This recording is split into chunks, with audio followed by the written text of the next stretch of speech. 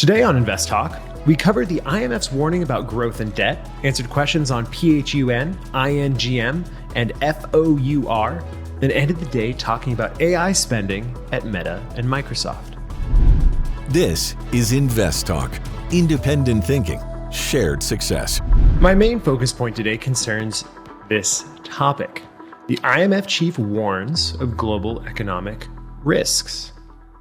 And so the head of the IMF has issued a clear warning. The global economy is on a dangerous trajectory, facing some persistent risks of low growth and rising debt.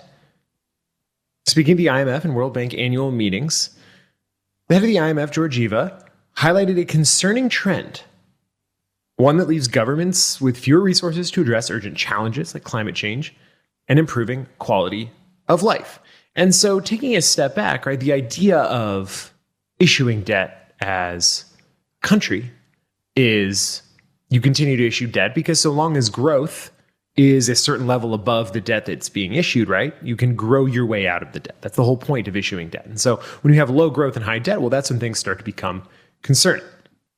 And so despite signs of resilience, she noted that inflation remains a heavy burden on families and slow growth means lower income and fewer job opportunities. Global GDP growth is expected to slightly decline to 3.1% by 2029, a notable drop from its pre-pandemic averages. Governments worldwide are increasingly adopting more spending without an increase in tax revenues, which is pushing global debt to record highs. Today, government debt as a share of GDP stands at about 93%, but could reach 100% by 2030. Now, she also expressed concerns that unless spending priorities shift, governments could struggle to address critical issues, ultimately undermining long-term prosperity. And compounding these challenges is the uncertainty tied to the upcoming U.S. election and possible shifts in trade policies, not just in the United States, but in Europe and in Asia as well. And this uncertainty is weighing on what is already a fragile global economic landscape, affecting investors' confidence, but also raising questions about the future stability of trade and governments and trade balances. On China, the IMF emphasized the need for a major shift. The organization has cut China's growth forecast to 4.8% for 2024, expecting it could drop even further without structural changes to increase domestic consumer demand. It was also noted that China's resilience on exports and manufacturing is not enough to sustain growth. And alongside Treasury Secretary Janet Yellen, there's an indication from the IMF that Beijing needs a decisive consumer-oriented shift to fuel a more balanced economy. Broader conversation among G20 finance leaders leaned towards optimism for a soft landing despite these pressures, urging governments to resist protectionist measures that could disrupt global trade even more. There was obviously an acknowledgement that the ongoing conflicts in the Ukraine and the Middle East, which continue to add economic strain, while the IMF's attention to regional economies, including Egypt, showed that support for countries under pressure remains a priority. The message in and of itself underlines a pivotal moment, right? Governments need to be proactive and make difficult choices to prevent a prolonged period of low growth and high debt. Decisions on this need to be careful, need to be planned, because without making a decision that can address these issues, there could be broader economic and long-lasting economic and social challenges. For in-depth market analysis and stock ideas, subscribe to the KPP Premium Newsletter today. Look at the markets today. It was a decidedly negative day. U.S. stocks finished lower, ending near their worst levels. The Dow down 90 basis points, S&P 500 down 1.86%. The NASDAQ down 2.76%. What an awful day for the NASDAQ. And the Russell 2000 down 1.63%. NASDAQ actually logged its worst session since early September. So certainly bad if you're heavily tilted towards those names. Big tech was a notable drag after the latest cautious earnings reports. Other laggards included semis, cosmetics, casinos, auto suppliers, airlines, software. Relative outperformers, though, again, they are relative outperformers. Most of the market was negative today. Relative outperformers included utilities, energy, managed care, dollar stores, housing, and housing-related retail. Dollar index was down at 10 basis points, though some focus on yen strength on the hawkish BOJ guidance. Some of the takeaway from the FX side of the market today. Gold finished down 1.8%, though it notched a 3.4% October gain, up 7 of the past 8 months, continuing its historic run. Crude oil settled up about a percentage point, 90 basis points, though. If you looked at after hours trading, there was some additional rise in the price of oil, and that was related to headlines about a possible Iranian retaliatory strike on Israel. Let's take a look. Today's risk-off atmosphere, largely a function of, I would say, the disappointing Mag 7 earnings, though nothing in the results really was that bad, right? Microsoft, for example, hit exactly what you expected, but we talk about this all the time. It's about forward-looking guidance, and guidance really starting to shift the favorable narrative about this secular AI growth theme and into this territory where, well, we've been doing all this spending. You're continuing to do all this spending. We need something to show for it. But in spite of that, bulls remaining focused on election hedges that are starting to unwind and moving into a period of favorable year-end seasonality, as well as the resumption of buybacks, which happens as you come out of the earnings period. Microsoft, as I mentioned, disappointed on the growth guidance related to Azure. Meta hit by CapEx ramp scrutiny as well. And that was mostly the big news that was driving tech on the corporate side lower. On the economic front, initial jobless claims down again, down 12,000 week over week to 216,000 versus the consensus of 227,000. Continuing claims also well below the consensus, falling from last week's 3-year high print. Core PCE in line on both monthly and annualized basis. Personal spending more than doubled the consensus, while personal income in line. Friday brings October employment report, ISM manufacturing and construction spending. Employment data expected to be noisy given weather strike impacts from the hurricanes and strikes in various areas of the market. Unemployment rate expected to hold at 4.1%, and average hourly earnings expected to be up 0.3% after a 0.4% gain in September. Hi, I'm calling about CAVA, CAVA. I'm up quite a bit on it, but I just wanted to know what you guys thought about its near-term future. Thanks a lot. Be listening on the program. So CAVA, ticker CAVA, is a Mediterranean fast casual restaurant. Very similar to like a Chipotle. You go in, you have all these things in front of you on a counter. They make bowls for you. It's great. I personally like the food. There used to be one by my old office. I'd go there pretty frequently. And it's had quite the run up over the past year, up 322%. For many reasons. Some of them are fundamental reasons. They've been doing particularly well. Q2 results were pretty stellar, and their growth forecasts were pretty solid. But a lot of it is centered around the idea that I didn't get in on Chipotle, and here is a different kind of Chipotle. And so there's a lot of expectation, right? This is a growth stock. You don't usually think of growth stocks as being places that you can put shawarma in a bowl. But this is what this is, right? You're expecting the massive growth to continue, and most of this price is predicated upon future cash flows that may not be realized. And so pretty much if you had bought CAVA at any time in the past year, you would be up a lot, right? Year to date up 210%. And we are approaching now, November 12th, another quarterly report that may, again, be gangbusters, right? It may be that they have blown out expectations once again. But here's my thing, right? And you, as the caller, you are up a lot. And I say this all the time. Knowing everyone broke, taking some profits. And I am always in favor of when you are up. And I imagine you're up massively because in the past 3 months, you would be up 60% if you bought it 3 months ago. Trimming down is generally a good idea, right? Capture those gains. Another reason why it's a good idea and why I wouldn't advise anybody to buy this right now is because this shawarma bowl company is trading at 285 times price to earnings. 285 times. 25 times price to book. That is the upper end of its 5-year range. 115 times price to cash flow. This is, again, a situation where you have an incredibly growth-oriented name here with lofty expectations. And in my opinion, probably more risk to the downside than to the upside. So you're up a lot. Congratulations. I would start to trim down. I would start to reallocate. And if you are listening to this and you're thinking, wow, CAVA's been doing a good job, I do not think now is the right or appropriate time to open up a position in this name because, again, the downside risks, just given the elevated valuation here, the crazy elevated valuation, the expectations headed into another earnings, seems to me, again, The largest risk is to the downside. Thanks for the call.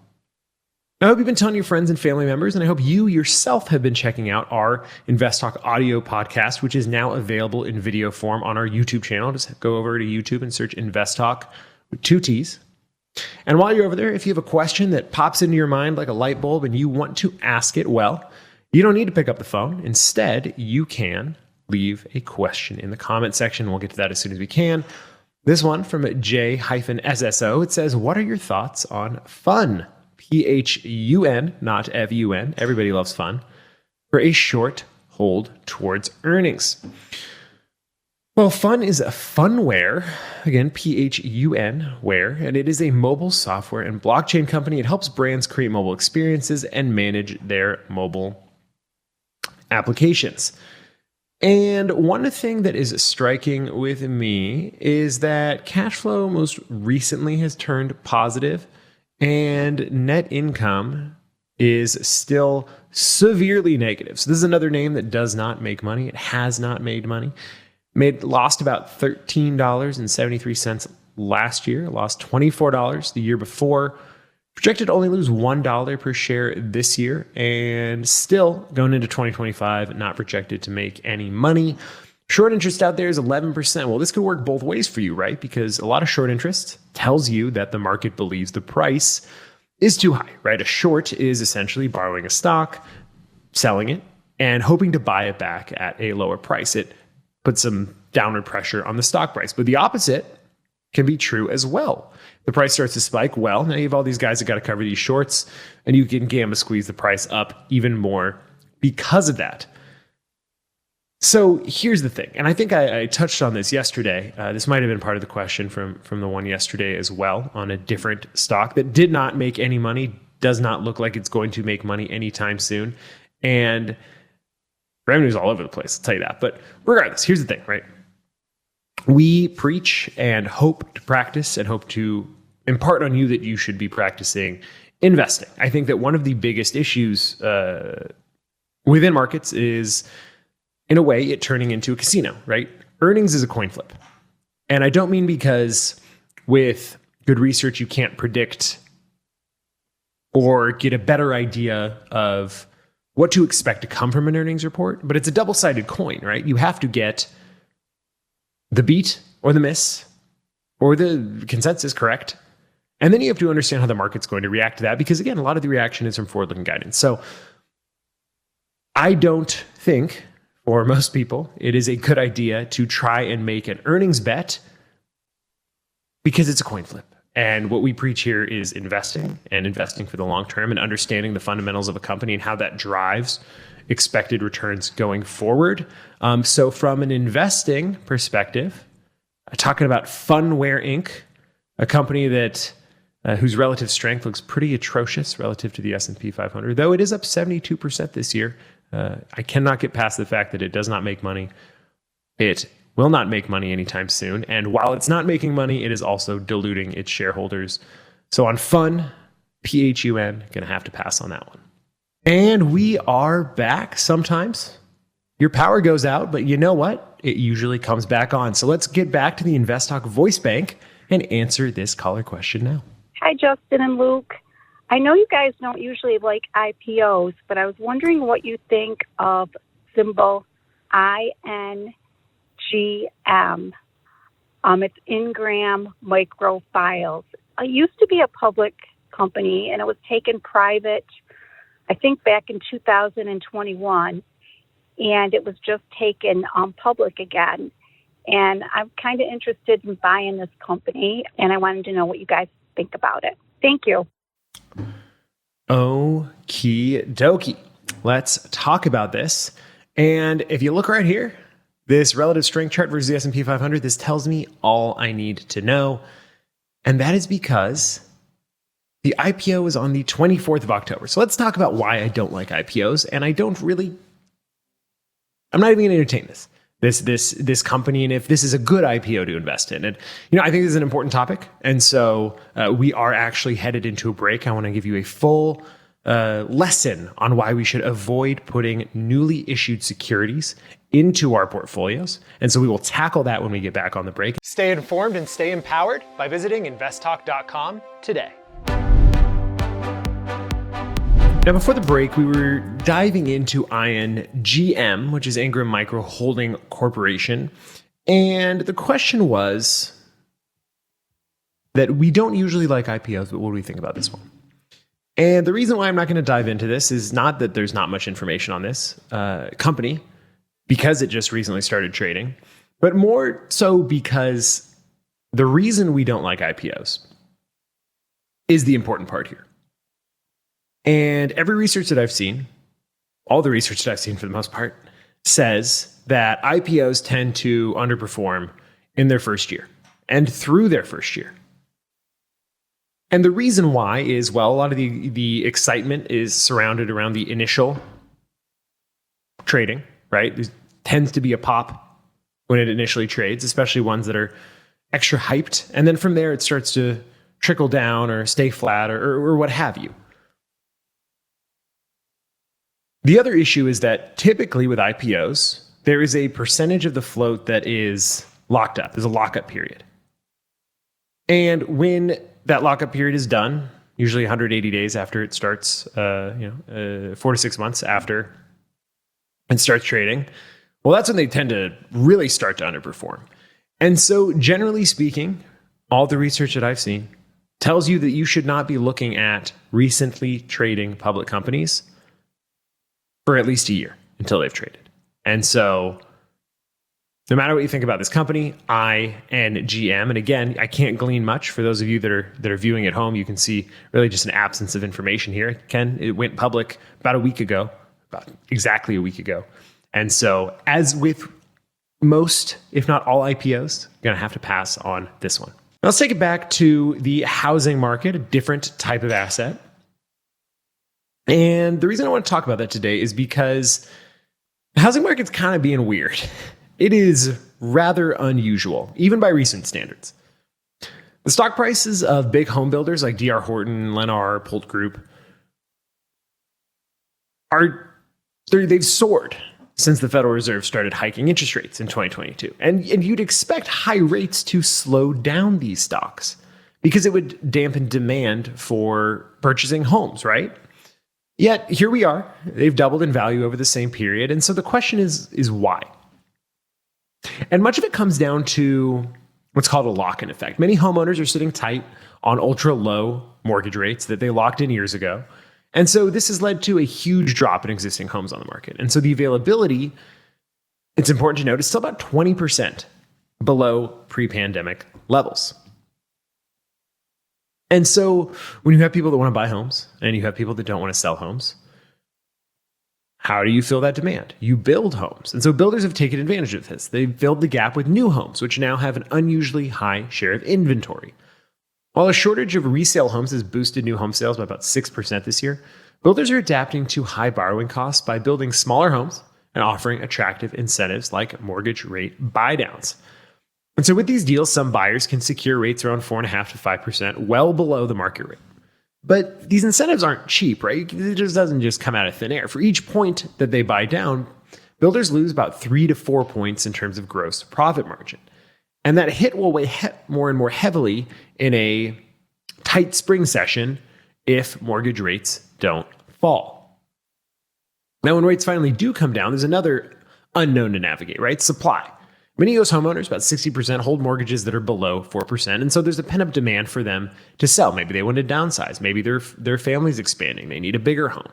But if you're holding the home at a 3% mortgage and the best one you're being offered is 6.5%, well, most people are not going to take that trade-off. And so U.S. home equity is high. It's at its highest levels since the 1950s, which might make some sellers more willing to take on a higher mortgage rate sooner than we'd expect. But for now, though, the magic rate that would really bring these homeowners back into the marketplace, it's unclear. Some areas like Florida and Texas are already seeing an uptick in existing home listings, though in Florida, a lot of that could be for insurance reasons. And so it's making it harder to sell brand new homes. Builders have one advantage here. New homes are more competitively priced relative to existing ones, partly because they're smaller, but also because supply shortages have driven up existing home prices. In fact, New single-family homes are only 4% more expensive than existing homes, versus about 18% is the historical average. And so stock prices for builders, it's not cheap. They're trading at about well above, actually, their 10-year book value average, a sign that as mortgage rates fall, the boom in new construction is probably not going to continue. And so ironically, cheaper mortgages might actually spell the end of the bull run for builders, as they're likely to unlock a flood of supply from traditional sellers rather than spur a new wave of building demand. We got the time, so let's drop in another question now. Hi, Justin and Luke. I was interested in buying Terex, symbol TEX, for my Roth IRA, and I just wanted to get your guys' opinion on it. Thank you. Bye-bye. Terex Corporation, that is ticker TEX, like Tex. And Terex Corporation is a global manufacturer of industrial equipment and solutions for lifting and material handling. Taking a look at its revenue, it looks like it's been pretty flat over the past 5 years. Pretty much exactly flat. It's grown about 10 basis points on an annualized basis from December 2018 until this year. It's actually supposed to slip this year from 5.1 billion to about 5 billion. Now that time cash flow looks like it is negative. Profitability looks to be improving a little bit. Let's look at their margins. Yeah, it's up from 2.2% 5 years ago, projected to be 8.1% this year, though. Again, notably, their margin is compressing from the previous year, where they had about a 10% net margin. EBIT margin looks pretty solid at 11.5%. Nothing to be mad about. In terms of relative valuation, it's trading at a price to earnings about 9 times, and its 5-year average about 16 times. Price to book of 1.9, well below the 5-year average of 2.5. It's done not great this year, down about 10%. The rest of the market being up about 19, large caps at least being up about 19. The industry's actually outperformed it by about 23%.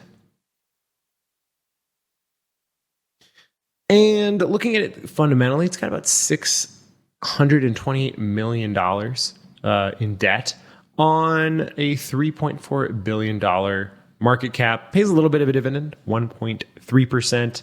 It's been pretty consistent on that dividend. Dividend per share has grown from about 40 cents to about 68 cents is what it's projected to be this year, though in that time period, they have been buying back shares.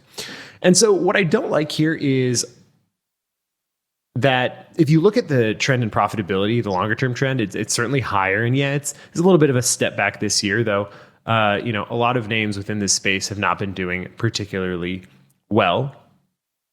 Geographically, its revenue comes mostly from Europe and the United States, which is certainly something that I do like. But really, it's the longer term trend in cash flow growth that I do not like. And I think that's one of the reasons why, as margins start to slip and as revenue starts to slip as well, you've seen a slight downward trend on this name, right? Cash is the lifeblood of business. And so even though fundamentally it looks pretty solid in terms of its balance sheet, right? They're not too leveraged. They have been buying back shares. That is something that we like. I think the slippage in growth, but more importantly, that longer term trend of falling cash flow growth is what is really hurting this company.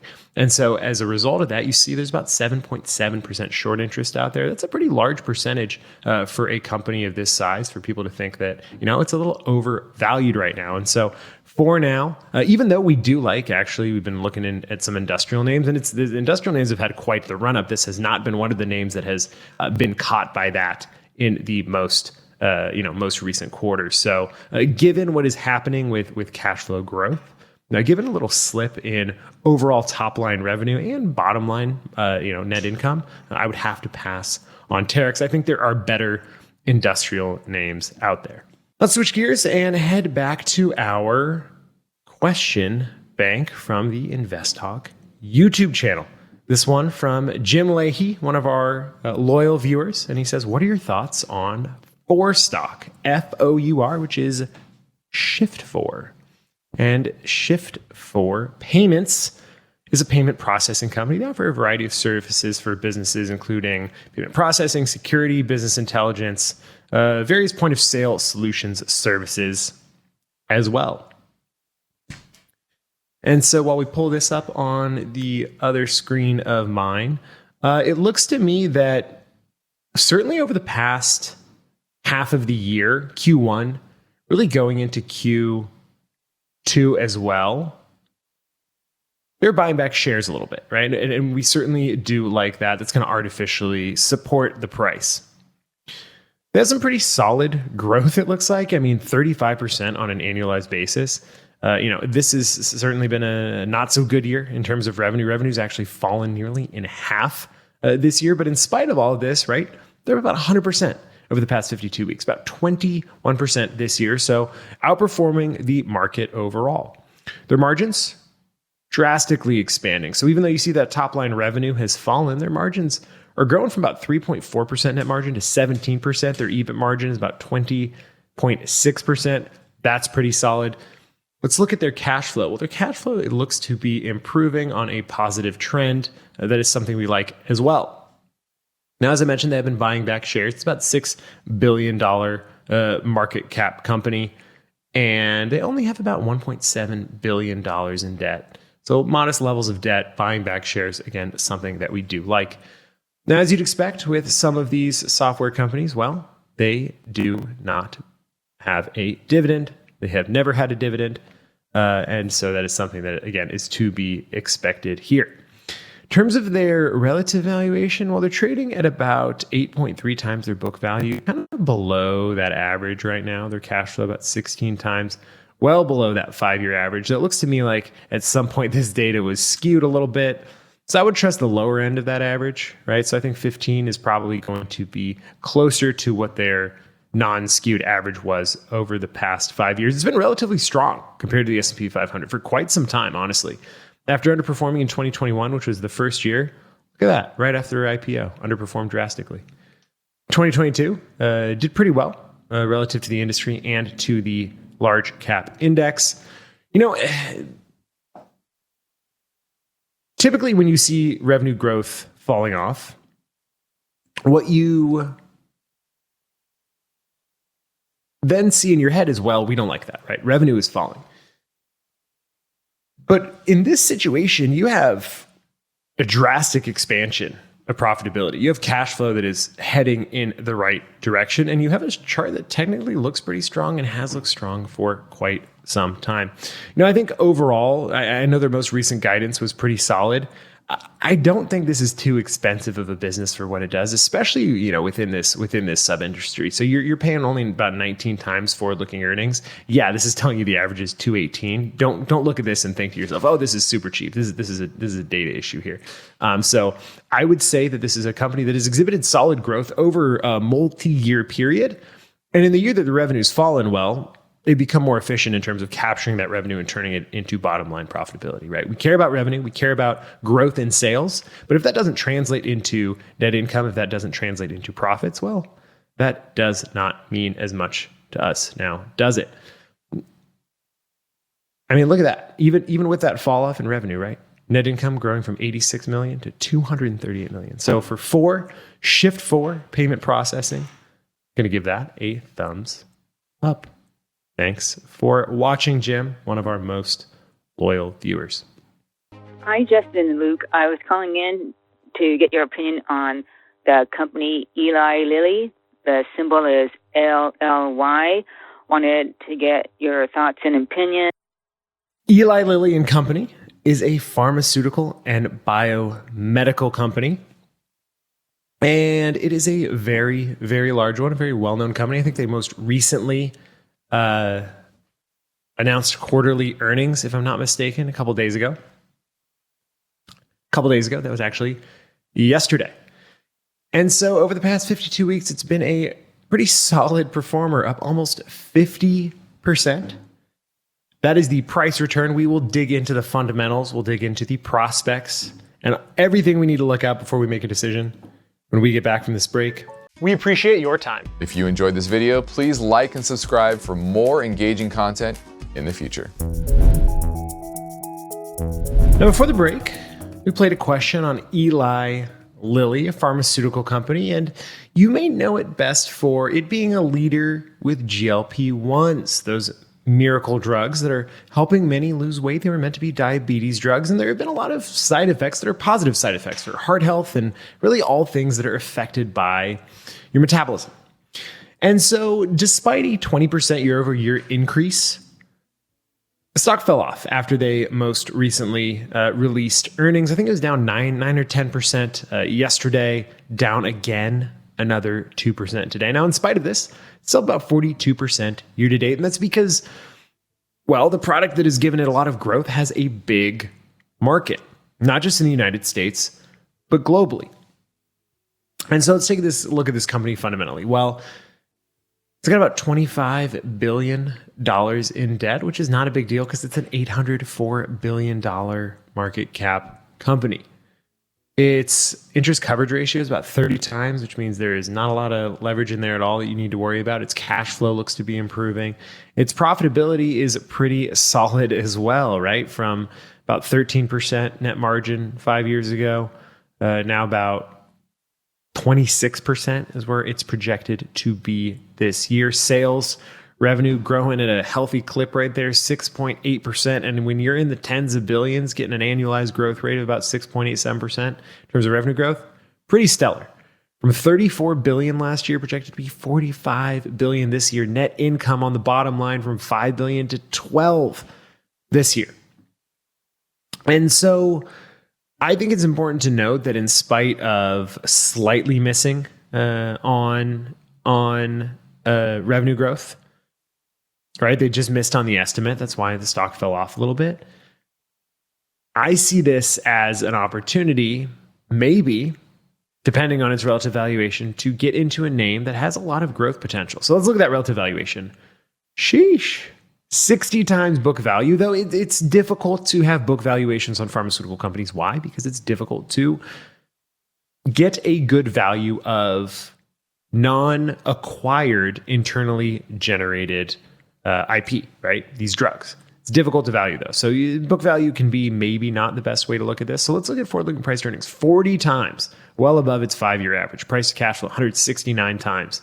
Price to sales, 18 times. 5-year average is around 11.2. So in spite of a fall off associated with really just a slight miss from consensus estimates and maybe a little dampened expectations moving forward, I still think this is an incredibly expensive company for some good reason, right? There is some very solid growth there. I mean, net income is more than doubling in a year. But you could see over the foreseeable future if demand for their drugs starts to fall as it might. When you have this market for a new type of drug, you're going to have other companies that come in with their products, right? They're going to capture market share, and inertia is a powerful thing. But still, I think that trading at about 40 times forward-looking earnings, trading about 169 times cash flow is still a little bit too expensive for this name.